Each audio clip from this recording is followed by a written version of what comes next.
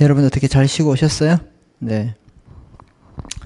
자, 우리 이어서 이제 지배인 내용에 대한 또 이제 확장시켜서 이제 공부해 보도록 하겠습니다. 여기 보시면 이제 공동 지배인이 있는데, 만약에 A 은행에 예를 들어서 갑을이라는 지배인이 있다. 그럼 이 갑을을 이제 지배권에 등기가 되어 있으면 공동 지배인이 되는 거 아닙니까? 그죠, 여러분? 자, 그럴 때 갑과 을이 공동 지배인이 되어 있으면 이 상대방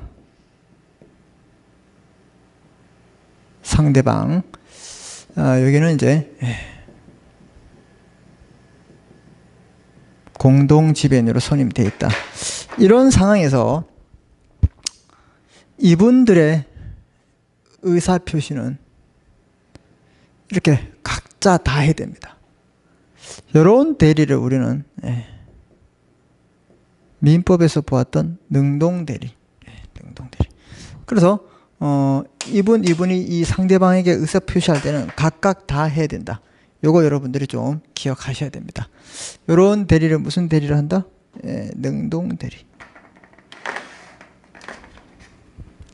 자, 그런데 반대로 병이 이 갑과 을에게 하든 의사표시는 여기에 하든 여기에 하든 이제 선택적으로 하면 됩니다. 그래서 이런 대리는 우리는 수동 대리라 합니다. 수동 대리.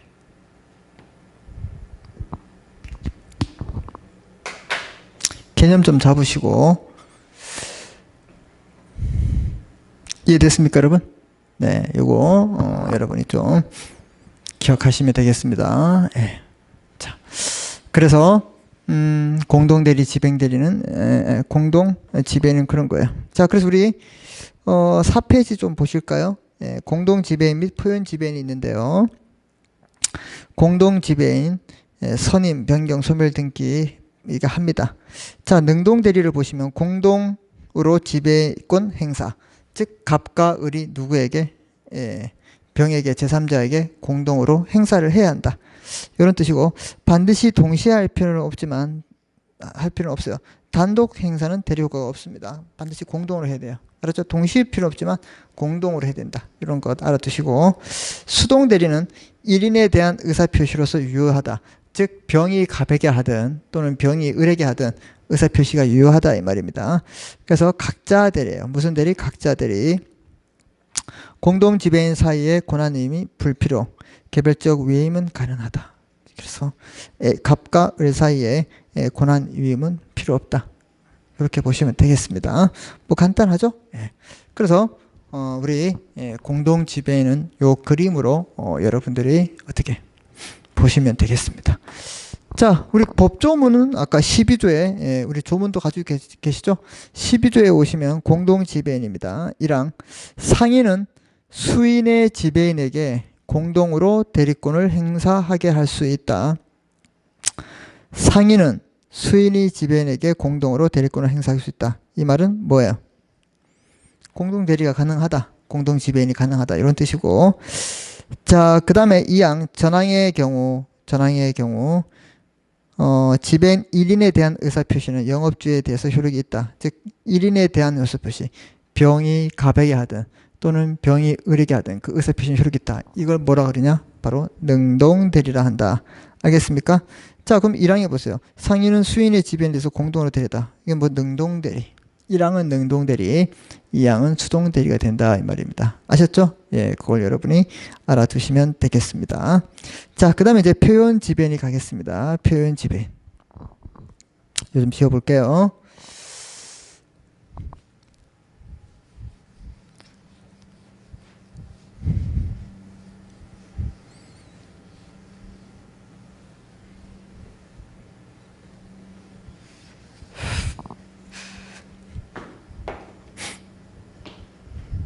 자, 표현 지배인. 자, 표현 지배인의 표현은 외관이다 이 말입니다. 외관. 예를 들어서 이런 것 보세요. 예를 들어서 A은행에 갑 지점장이 있었습니다. 근데 이분은 이제 상법상 당연히 지배인입니다. 무슨 말인지 아시겠죠? 상법상 지배인이에요. 근데 발령이 나서 이제 인사 발령이 납니다. 그 누가 이게 이쪽으로 오냐면 을은행에 이제 이 사람이 이제 새로 지점장으로 올 겁니다. 이분이 지점장으로 이제 부임합니다. 새로이 발령이 나서.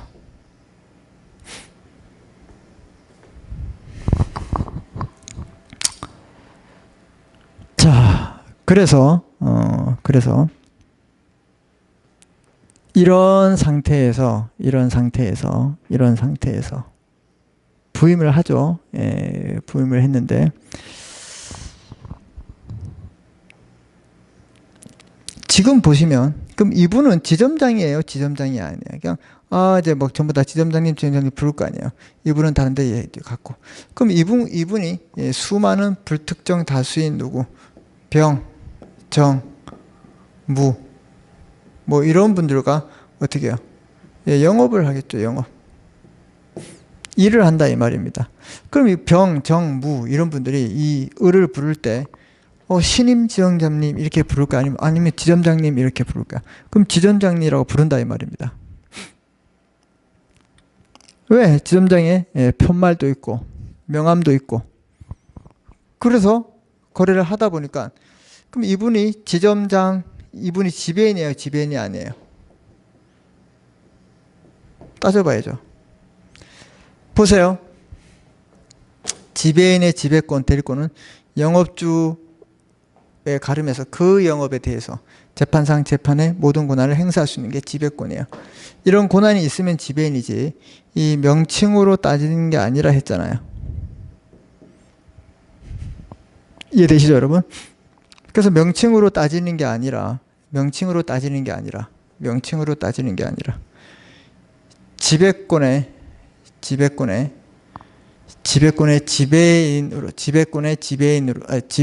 지배권이 있는지 없는지로 따진다. 그럼 이 사람은 지금 지배권이 없어요. 등기 안 했어요, 아직. 그럼 이름만 지배인으로 부릅니다. 그럼 지배인이에요, 지배인이 아니에요. 근데 이분들하고 거래하면서 지배인처럼 보이잖아요. 이걸 뭐라 그러냐? 표현 지배인이에요. 표현 지배인. 그럼 이 사람이 왜 표현 지배인이냐? 이런 외관을 형성했어요. 외관. 명함에다가 뭐라 그래요? 명함에다 뭐라 썼어요? A은행 지점장 을 이렇게 썼겠죠. 그럼 얘들은 이걸 보면서 믿는다 이 말입니다. 신뢰한다 이 말입니다. 이렇게 외관을 신뢰할 수밖에 없죠. 이런 외관. 그럼 이 사람 중에 한 명이 이럴 거예요. 아직 지점장이 아니잖아요. 맞아요. 왜? 지배권이 없기 때문에. 그럼 여기다 이렇게 써야죠. 곧 지점장 됨? 뭐 이런 거 씁니까? 명함에다가 A은행 지점장 을 이렇게 쓰지. A은행 곧 지점장 됨 을 이렇게 써요? 그렇게 안 쓴다 이 말입니다. 그래서 이런 외관을 믿고 신뢰한 이런 사람들을 어떻게 보호하자 이 말입니다. 보호. 그래서 이 거래의 상대방을 보호하는 제도다 이 말입니다. 외관의 법리가. 그러면 여러분들 이렇게 볼 때 이런 책임을 묻기 위해서 이런 분들의 책임을 묻기 위해서 즉 이 책임이 아니라 이런 분들을 보호하기 위해서 병, 정, 무 이런 분들을 보호하기 위해서 어떤 장치가 필요하면 꼭 기억해야 됩니다. 외관이 존재해야 됩니다. 이런 비즈니스 카드 같은 게 존재해야 돼요. 이런 외관을 부여해야 됩니다. 누가? 회사에서. 이런 거 쓰도록 허락해야 돼. 어차피 이 사람이 지점장이잖아요. 등기는 곧 할 건데. 알겠습니까? 네. 잘 따라오고 계시죠? 그리고 이런 외관을 누가?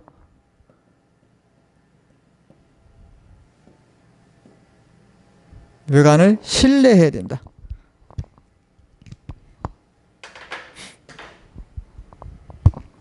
표현 지배인이 되기 위해서 필요한 요건 세 가지.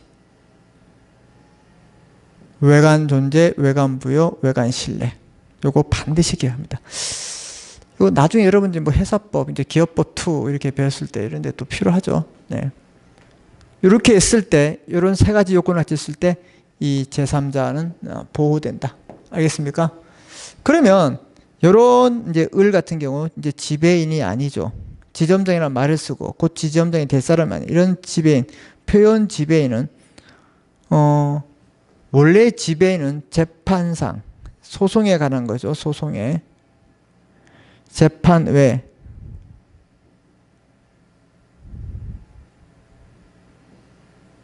모든 영업에 관한 건데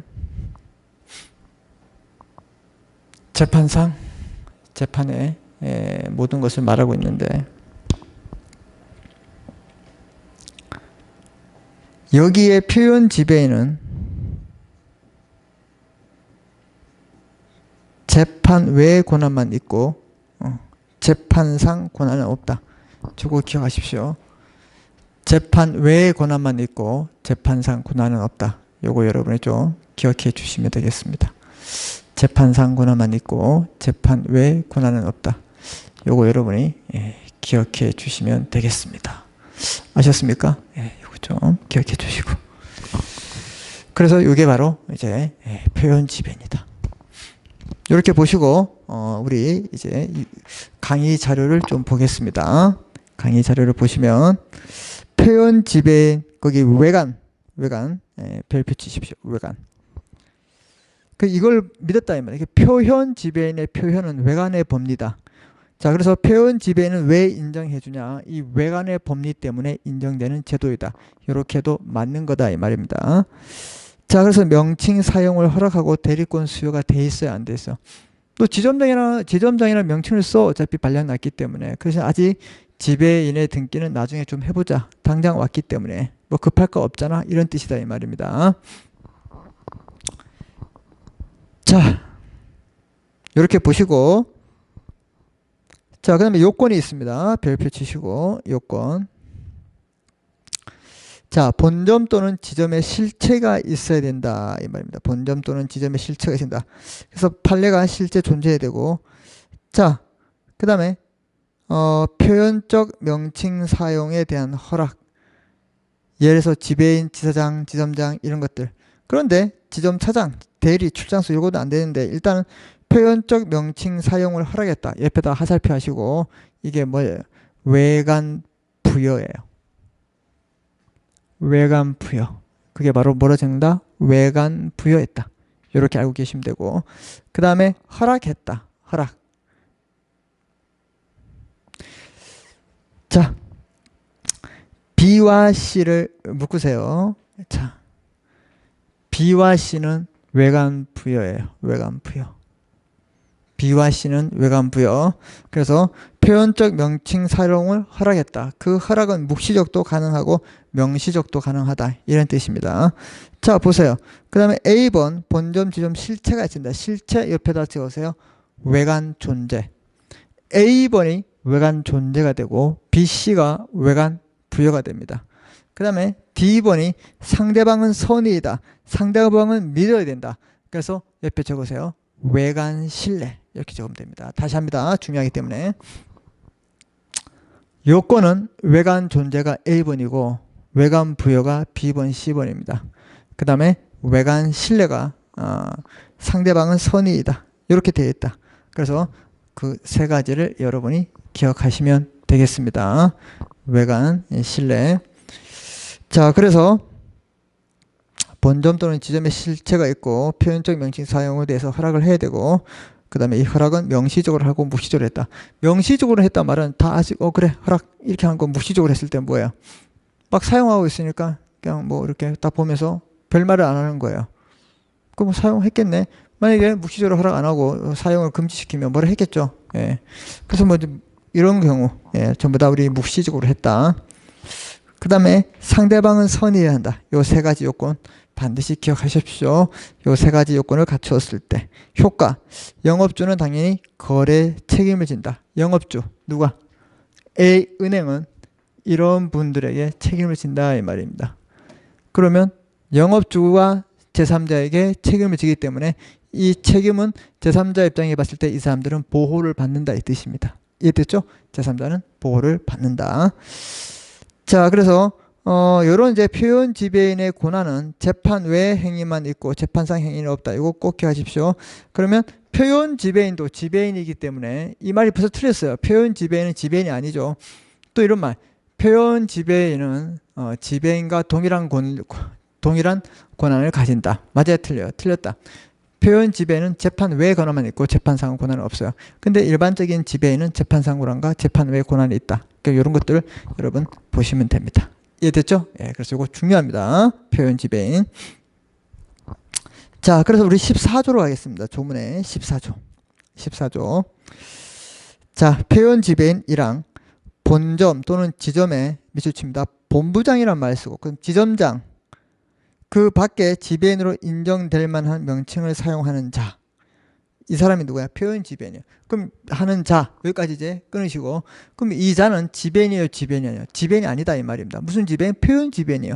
명칭만 사용하지 아직 그 사람에게 뭐가 없다? 지배권은 없다 이 말입니다. 이해되셨죠? 명칭만 사용하지 아직 지배권이 없다 이 뜻입니다. 그래서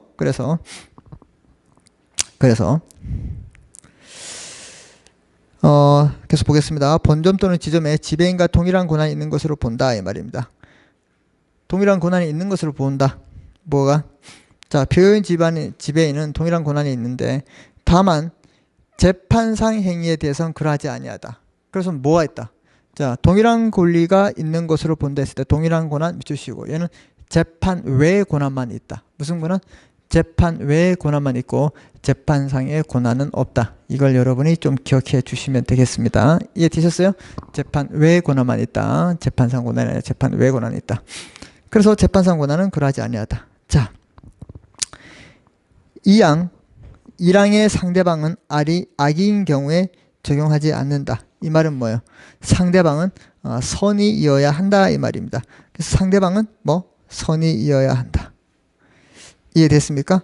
예. 그래서 요 이제 조문은 이렇게 되어 있습니다. 그래서 요거는 외관 신뢰, 외관 존재, 외관 부여 이렇게 됐을 때 영업주는 책임을 지고, 책임을 진다는 말은 상대방은 보호를 받게 된다. 이렇게 여러분이 알고 있으면 되겠습니다. 아셨죠, 여러분? 충분히 아실 거라고 믿고 있겠습니다. 이제 남아있는 게 바로 우리 17조, 그 다음에 우리 프린트에서는 4번 지배인의 의무가 되겠습니다. 자, 요거 좀 지울게요.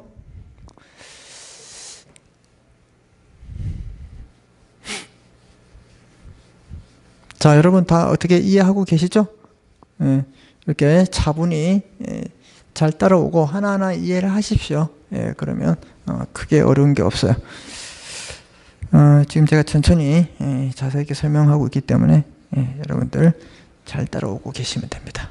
자, 보시면, 자, 우리 보세요. 지배인이 지배권을 갖는단 말은 자기가 일정한 권리를 행사한다 이런 뜻이죠. 그럼 지배인도 일정한 경우에 의무가 필요해요. 그래서 이 의무가 두 가지가 있어요.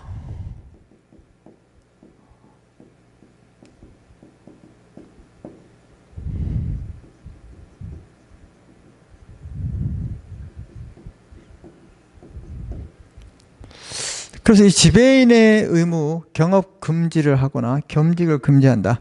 이걸 우리가 보통 뭐 경업 피지의 의무 이런 말을 써요. 같은 말입니다. 지배인의 의무, 좀 경업 피지, 지배인의 경업 피지의 의무 이런 말 썼을 때 경업 금지 의무와 겸직 금지 의무를 말하고 있거나 이렇게 여러분들이 알아두시면 됩니다. 겸직이란 말은 여러분 아시죠? 겸직. 예를 들어서 이러면 될까요, 여러분? 뭐가? A은행의 갑이 지점장하고 B은행의 지점장 양 곳에 다 한다. 이런 건 안 되겠죠. 그 다음 뭐예요? 무한 책임 사원이 되고 이런 건 안 되겠죠. 그래서 여러분 4페이지 맨 아래 보시면 지배인의 의무에서 1번 경업 금지, 2번 겸직 금지라고 되어 있습니다. 되어 있나요? 맨 아래 경업 금지 네모, 맨 아래 겸직 금지 네모 이렇게 치시고. 자, 그래서 여러분, 그래서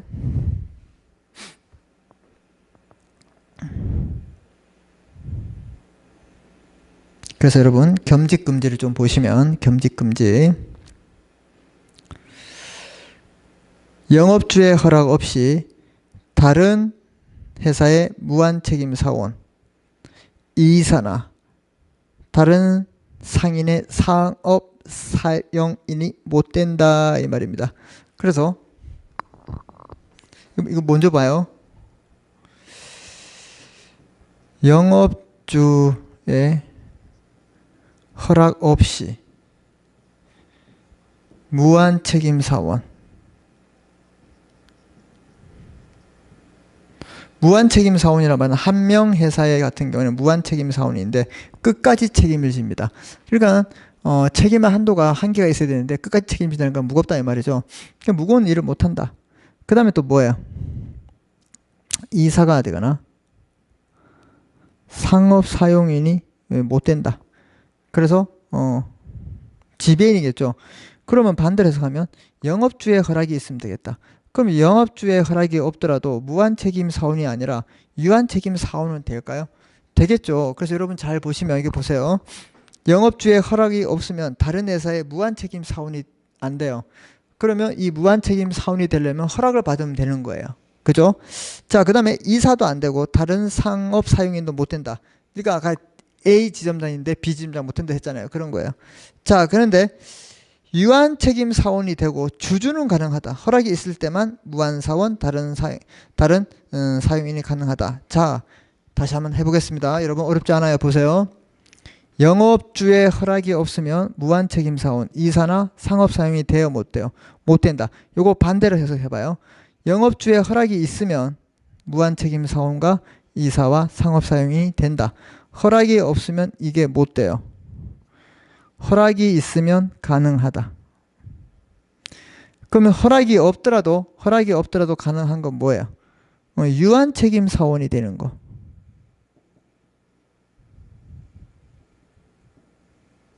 유한이란 말은 책임의 한계가 있고, 그 다음에 이사가 아닌 누구? 주주가 되는 것들은 뭐예요? 허락이 없어도 가능하다. 그래서 두 가지, 이렇게 세 가지 경우로 여러분이 나눠서 생각하시면 됩니다. 자, 먼저 겸직 금지는 영업주의 허락이 없으면 무한 책임 사원 안 돼요. 이사 안 돼요. 상업 사용인 안 돼요. 그럼 반대로 해석하면 영업주의 허락이 있으면 얘들 전부 다 돼요. 이해됐죠? 그리고 영업주의 허락이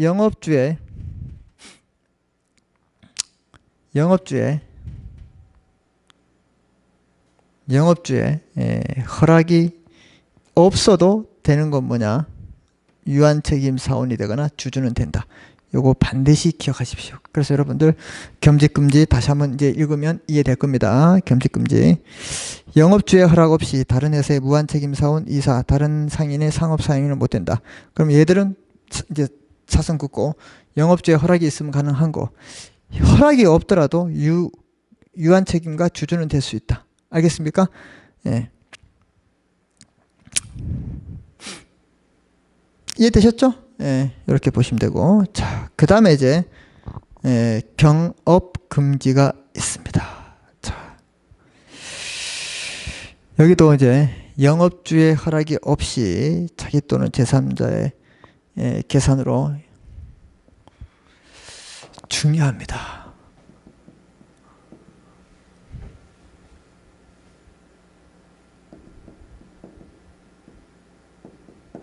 영업주의 허락 없이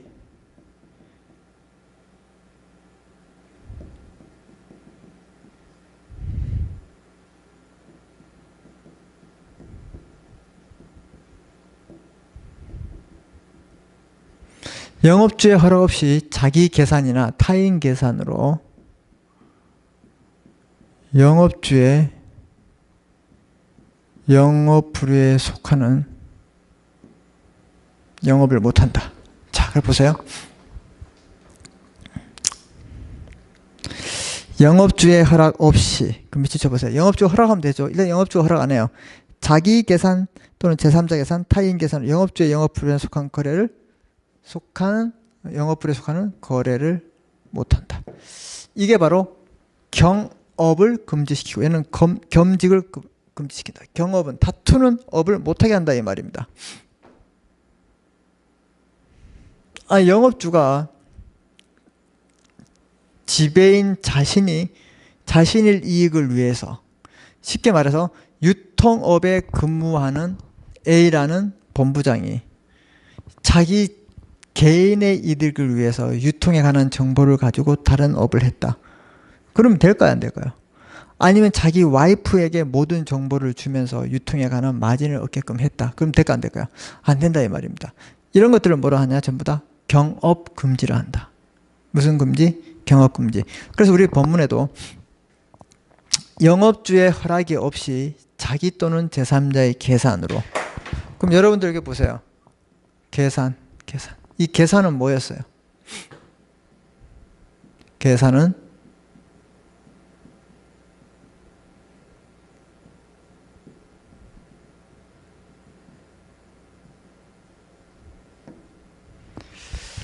자, 계산은 경제적 이익의 기속 주체가 됩니다. 경제적 이익의 기속 주체가 나다. 나의 이익을 위해서 한다. 자기 계산. 제3자 또는 타인을 위해서 한다. 그럼 타인 계산이 된다 이 말입니다. 이러한 목적으로 영업주의 영업불위에 속하는 거래를 못하도록 만들었다. 이게 뭐냐? 경업 금지 의무예요. 아까 말씀드렸지, 큰 유통업의 A라는 본부장이 그 모든 정보를 가지고 자기가 어떻게 해요?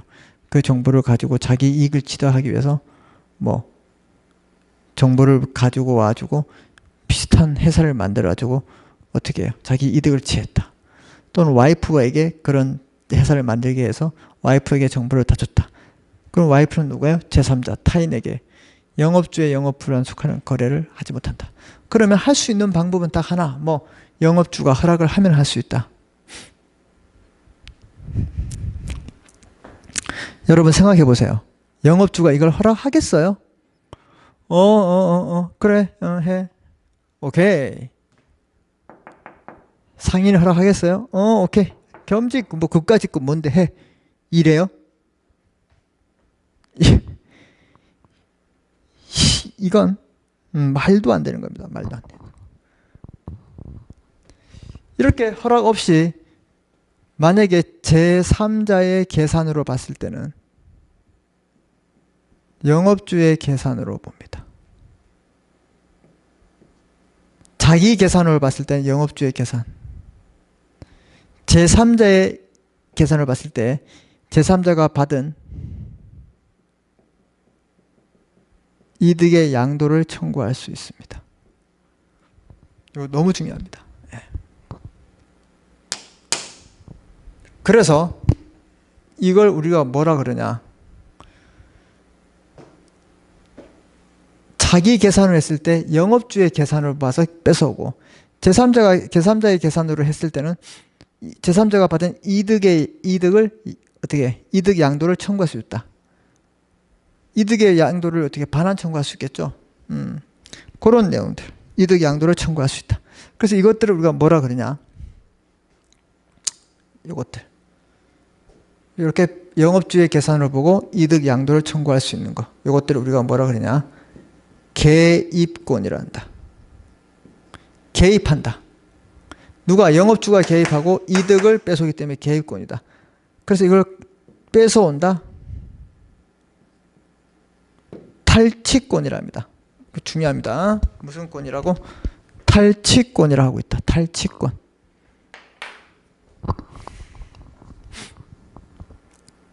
자, 이거 여러분 이해를 잘 하셔야 됩니다. 자, 지배인의 의무는 우리 경업이죠. 왜 경영이라 되어 있어?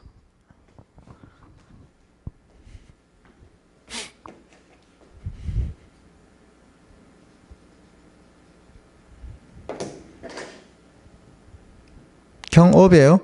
경업 피지 의무를 하는데 두 가지가 있다. 경업 금지, 그 다음에 겸직 금지가 있다. 먼저 겸직 금지의 의무에는 영업주의 허락이 없이는 무한책임 사원이 못 되고 이사도 못 돼요. 상업사용도 못 돼요. 그럼 반대로 해석하면 영업주의 허락이 있으면 무한책임 사원도 되고 이사도 되고 상업사용도 돼요. 그런데 허락이 없더라도 될 수 있는 건 이걸 반대 해석하면 됩니다. 유한책임 사원과 주주는 가능하다. 이거 반드시 기억하고, 그래서 끝났고, 경업금지는 영업주의 허락이 없이 자기 계산으로 또는 타인 계산으로 영업주의 영업불이에 속하는 거래를 못한다 이 말입니다. 그럼 허락을 하면 이런 걸 할 수 있었어요. 근데 허락을 할까 안 할까요? 안 한다 이 말입니다. 이런 위반이 있을 때 자기 계산으로 경업을 했다. 이러면 영업주의 계산으로 보고 타인 제3자로 봤을 때 이 제3자가 취득하고 있는 이득에 대한 양도를 청구할 수 있다. 이걸 우리는 뭐라 그러냐? 이걸 개입권, 개입했다. 그 다음에 뺏어온다. 탈취권이란다. 이거 여러분들이 반드시 기억하셔야 됩니다. 이 두 가지를 경업 피지 의무로 하고 있습니다. 그래서 이 상업 사용인 지배인이 뭐 하는 거? 네, 부담해야 할 의무를 여러분이 반드시 기억해야 됩니다.